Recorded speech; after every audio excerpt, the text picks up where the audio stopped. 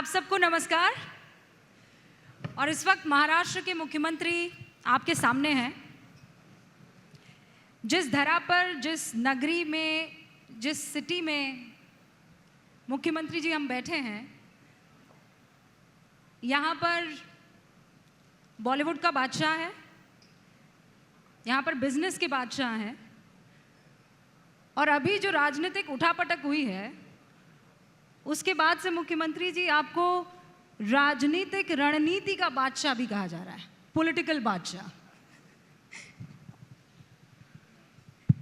मतलब अब 3 अलग अलग बादशाह हर कैटेगरी के यहाँ। नहीं, मैं बादशाह वगैरह नहीं है, मैं एक कार्यकर्ता के रूप में काम कर रहा हूँ। मुझे बादशाह वगैरह नहीं बनना है, क्योंकि मुख्यमंत्री होने के बावजूद भी मैं आज भी एक कार्यकर्ता के रूप में काम कर रहा हूँ और कल भी मेरा काम ऐसे रहेगा। सुना है कि मुख्यमंत्री निवास बंद ही नहीं होता है, उसके दरवाजे 5-5 सुबह 6-6 बजे तक खुले ही रहते हैं। दरवाजे बंद करूँगा तो मुझे बंद कर देंगे लोग। इसलिए देखिए, मुख्यमंत्री बनने के बाद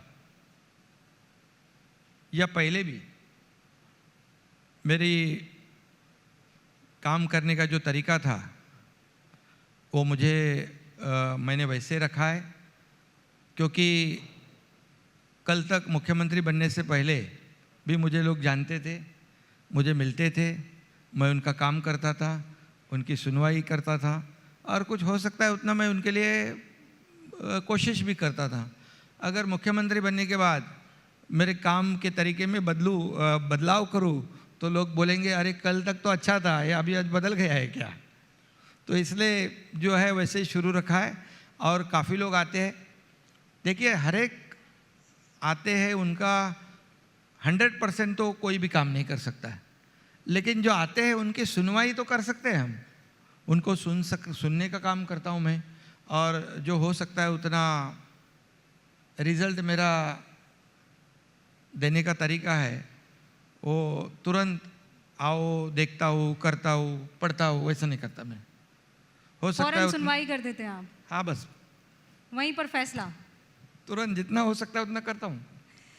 यहाँ जितने भी लोग हैं उनके मन में जितने भी सवाल हैं वो सब मैं पूछूंगी, लेकिन चूंकि मंच है आइडियाज़ ऑफ इंडिया का, तो मुख्यमंत्री जी, मैं एक सूबे का मुखिया होने के नाते एकनाथ शिंदे का आइडिया ऑफ इंडिया क्या है, महाराष्ट्र को ध्यान में रखते हुए? महाराष्ट्र है the growth engine of India. मतलब महाराष्ट्र हमारे देश का ग्रोथ इंजन है।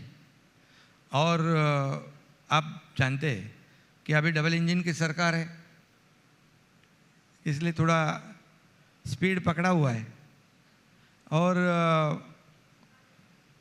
ये महाराष्ट्र की प्रगति जितनी तेजी से होगी उतनी देश की भी प्रगति होगी, क्योंकि जैसे हमारे प्रधानमंत्री जी मोदी सर, उनका जो $5 ट्रिलियन इकोनॉमी का जो सपना है उसमें हमारे महाराष्ट्र के बहुत बड़ा योगदान होना चाहिए। इसलिए $1 ट्रिलियन जो है वो अचीव करना है, उस टारगेट को तो काम करना पड़ेगा, और वही हम कर रहे हैं। पिछले 6-7 महीने में जो रुके पड़े थे प्रोजेक्ट, उसे हम तेज़ी से आगे बढ़ा रहे। जैसे मुंबई का मेट्रो का काम हो, आर्य कॉलोनी का हो। देखिए, इसमें जैसे प्राइम मिनिस्टर, प्रधानमंत्री जी आए थे, समृद्धि हाईवे जिसका नाम हमने बाला साहेब ठाकरे समृद्धि महामार्ग रखा है, उसका शुभारंभ हो गया शिरडी तक। मुंबई में मेट्रो 2A, मेट्रो 7A का शुभारंभ हुआ, और ऐसे कई प्रोग्राम जो है, वंदे भारत की 2 ट्रेनें यहाँ से शुरू हुई, उसके लिए भी प्रधानमंत्री जी आए थे। तो जैसे राज्य की प्रगति हो रही है, जितनी भी प्रगति करनी है, जो रुके पड़े जो प्रकल्प है, प्रोजेक्ट है, उसमें से जितने भी स्पीड ब्रेकर थे, हर्डल थे, सब हम लोग ने दूर करने का काम किया है। ईगो रख के काम नहीं होता है। हम राज्य के हित की बात करेंगे तो थोड़ा सा एक सहयोग वाली भूमिका हमें लेनी पड़ती है, और केंद्र सरकार के साथ अच्छी वेवलाइन है हमारी, और प्रधानमंत्री जी को हम बहुत ही हमारे राज्य के लिए सब सहयोग करो ऐसी विनती करते हैं हम लोग, और वहाँ से भी हमें सपोर्ट मिल रहा है, काफ़ी सपोर्ट मिल रहा है। ये इसी सपोर्ट को लेकर सवाल है कि पिछली जो सरकार थी वो ये कह रही है कि कहा करती थी कि भाई विकास के काम में केंद्र सरकार हमारा सपोर्ट नहीं कर रही है, और जैसे ही एकनाथ शिंदे आए तो दे दनादन प्रोजेक्ट 38,000 करोड़ डेवलपमेंट प्रोजेक्ट के लिए आपको केंद्र से मिल गए, 2 लाख करोड़ का इंफ्रास्ट्रक्चर जो है आप क्रिएट कर रहे हैं। अभी आपने कुछ नाम गिनाए और मैं भी देख रही थी, Mumbai Sindhudurg, Mumbai trans harbouring, Nagpur Goa corridor, Pune Nashik industrial corridor, और जब ये मेट्रो शुरू हो जाएगी तो 50-60 लाख गाड़ियाँ तो सड़क से यूं ही गायब हो जाएगी। तो ये ऐसी कौन सी जादू की झड़ी कि केंद्र से फौरन आपके पास इतना पैसा आने लगा? जादू वादू नहीं है। देखिए, हम लोग को, हम जैसे बर्ताव करते, बिहेव करते सामने वाले के साथ, केंद्र सरकार के साथ, देखो राज्य का मुखिया होने की वजह से हमारी भूमिका बहुत ही महत्वपूर्ण रहती है। केंद्र के साथ आपके कैसे संबंध है, अपने ताल्लुकात कैसे है, उसके ऊपर बहुत डिपेंड किया होता है सब कुछ। अहंकार को हमें त्याग करना चाहिए, ईगो को हमें छोड़ना चाहिए, और हम केंद्र सरकार के साथ हाथ में हाथ मिलाकर काम करना चाहिए। उनको रिक्वेस्ट करनी चाहिए। केंद्र सरकार तो बड़ी ताकत है, और महाराष्ट्र के ये विकास के लिए हमें क्या प्रॉब्लम है, उनको रिक्वेस्ट करने, विनती करने के लिए क्या प्रॉब्लम है? कोई दिक्कत नहीं है। जो हम कर रहे हैं, पिछले सरकार में मैं भी था, लेकिन थोड़ा सा जो ईगो वाली प्रॉब्लम थी तो वही मार दिया हम लोग को, और वो उसके वजह से पैसे नहीं आ रहे थे। क्योंकि हम मांगेंगे, जाएंगे, मिलेंगे तब तो देंगे, क्या घर में लाके देंगे? हमारे घर में बैठ के नहीं होता कुछ भी, फील्ड पे उतरना पड़ता है। नहीं, पर घर के दरवाजे बंद कर ले मुख्यमंत्री ऑनलाइन जी और तो कैसे फेसबुक जाएंगे? पे नहीं चलता काम। सुना है इस रिश्ते का, इस मजबूती का केंद्र और आपके बीच में फायदा दावोस तक पहुंच गया। बिल्कुल, मैंने पहले भी कहा है कि दावोस में जब मैं गया था तो वहाँ पर लोगों के मन में था कि क्या है अभी, और सरकार को हमारे 6-7 महीने ही हुए थे, और लेकिन हमारे स्टेट में, राज्य में पोटेंशियल फॉर इंडस्ट्रियल डेवलपमेंट बहुत है। ह्यूज अच्छा इंफ्रास्ट्रक्चर है, कनेक्टिविटी अच्छी है, स्किल मैन पावर है, ज़मीन है, और ये सब होने के बावजूद लोग नहीं आ रहे थे। क्योंकि मैं अभी किसी के ऊपर टीका टिप्पणी नहीं करना चाहता हूँ, लेकिन वहाँ जाने के बाद भी वो कई लोगों ने मुझे पूछा, कई देशों के प्रधानमंत्री मुझे मिले, प्रमुख मिले, मंत्री जी मिले, उन्होंने कहा कैसे केंद्र सरकार, मोदी जी, आपका कैसा राज्य के साथ ताल्लुकात है? मैं बोला बहुत अच्छा है, और हम लोग हमको सपोर्ट कर रहे हैं, डेवलपमेंट के लिए कर रहे हैं, सब कुछ बातों के लिए कर रहे हैं। तो बोले नहीं, फिर उन्होंने 1,37,000 करोड़ के MOU साइन हो गए वहाँ पर, और अभी उसकी शुरुआत भी हो गई, एग्जीक्यूशन की शुरुआत हुई। सिर्फ आंकड़े बढ़ाने के लिए, आंकड़े गिनाने के लिए मैं नहीं बोल रहा हूँ। वहाँ उनका जो बहुत ही सीरियस थे वो, क्योंकि उनको हमने कहा कि ये हमारी सरकार जो है आपको सहूलियत देगी, वहाँ पर जो बेनिफिट है वो देगी, सिंगल विंडो क्लियरेंस देगी, आपके इंडस्ट्री को रेड कारपेट देगी, कैपिटल सब्सिडी देगी, GST में आपको फ़ायदा देगी, क्या चाहिए आपको, आ जाओ। तो देखो, अगर एक मुख्यमंत्री अगर किसी इंडस्ट्री को बोलता है कि आप आ जाओ, हम सपोर्ट करेंगे, तो उनको भरोसा हो जाता है। और मुझे एक फ़क्र है, और मुझे बहुत ही खुशी भी है, क्योंकि ये 6-7 महीने गवर्नमेंट के हुए हमारे, लेकिन इसके बावजूद कई देश के लोगों ने हमारे ऊपर भरोसा रखा है, और साथ में आदरणीय प्रधानमंत्री जी का भी सपोर्ट है हमें। तो निश्चित रूप से आगे देखेंगे आप लोग कि बड़े पैमाने पे यहाँ पर इंडस्ट्री आएगी, यहाँ पर पोटेंशियल है, एम्प्लॉयमेंट जनरेट होगा, लाखों लोगों को काम मिलेगा, और क्या चाहिए। पर महाराष्ट्र और मुंबई के लिए एक मुख्यमंत्री होने के नाते आपकी प्राथमिकता क्या है? आप यहाँ बैठे मुंबईकरों को और महाराष्ट्र की जनता को यहाँ से क्या भरोसा देंगे? देखिए, कोई भी राज्य हो, देश हो, उसकी प्रगति कब होती है?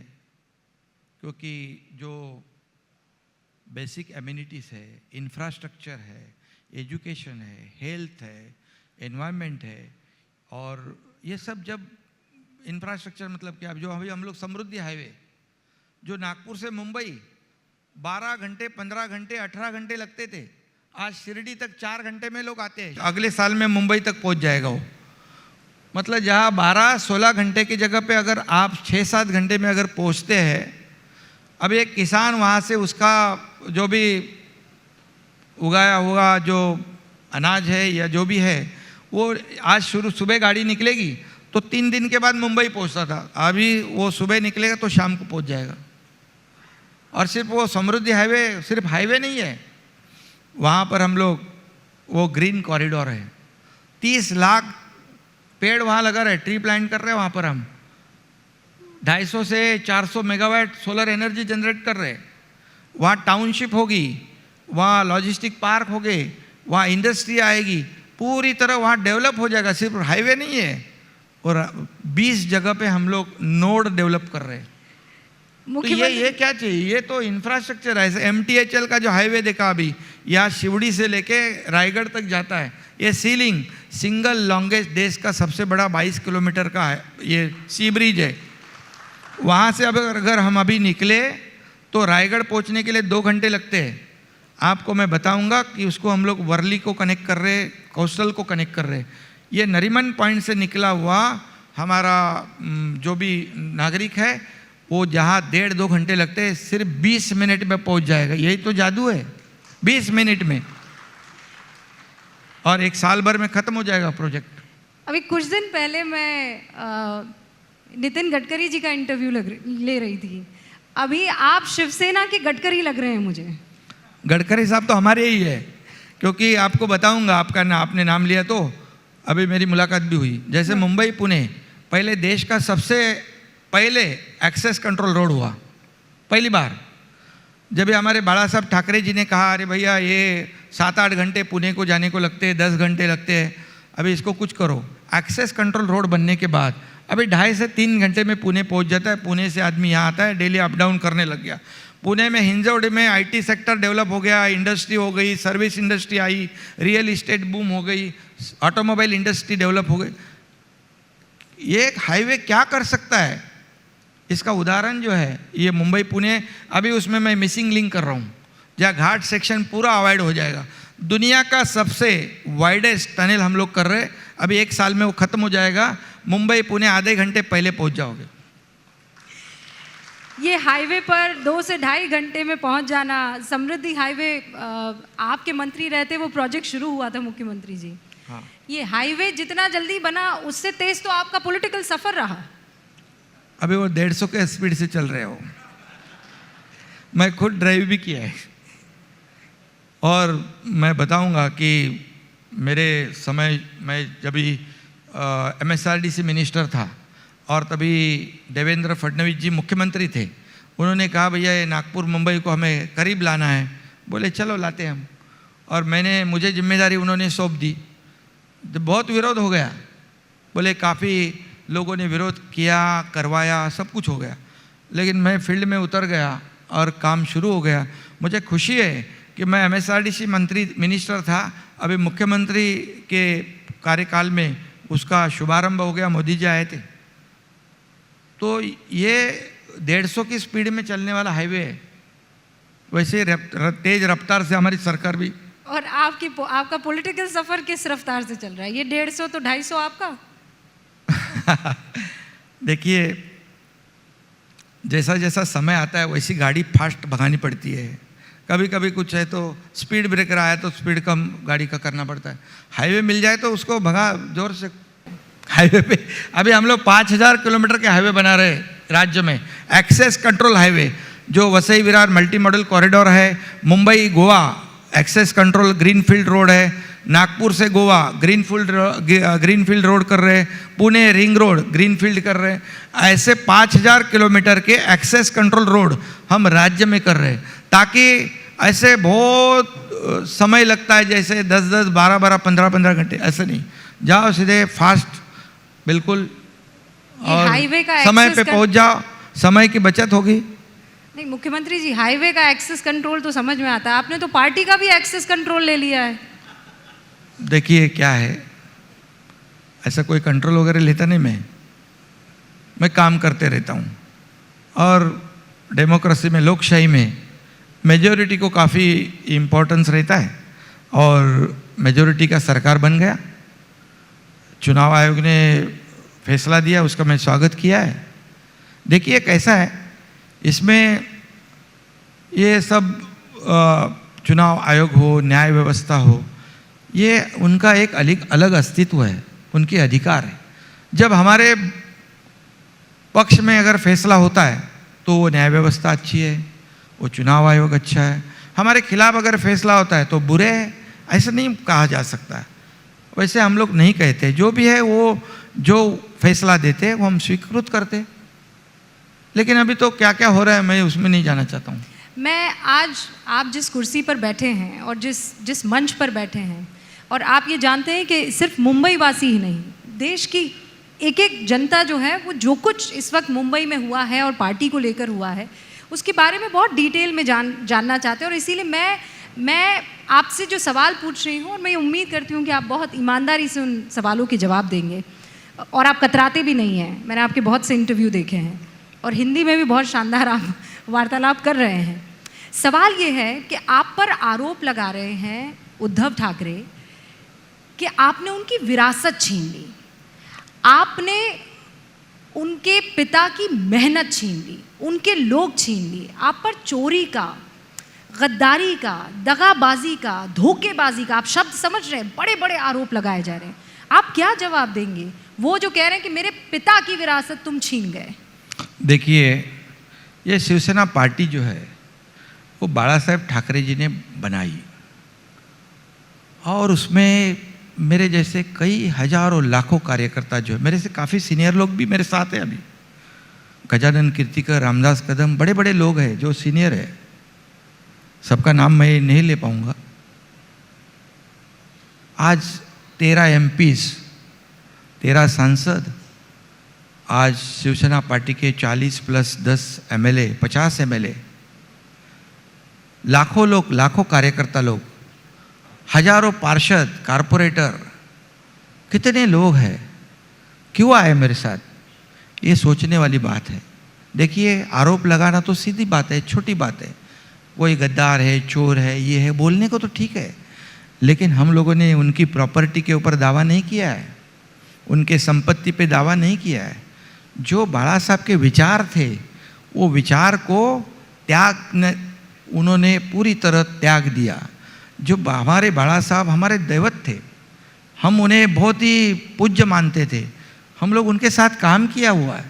अभी अगर हमारी पार्टी के नेता प्रमुख हमारी आइडियोलॉजी को ख़त्म कर रहे, बाला साहब के विचार को बेच डाल रहे, हमारे सब विचार जो है उसको तोड़ मरोड़ डाल रहे, जो 2019 को जो शिवसेना बीजेपी के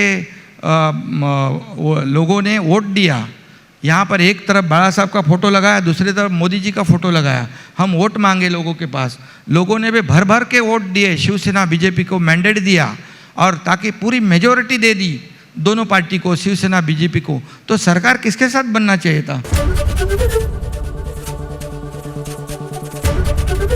ABP न्यूज़ आपको रखे आगे।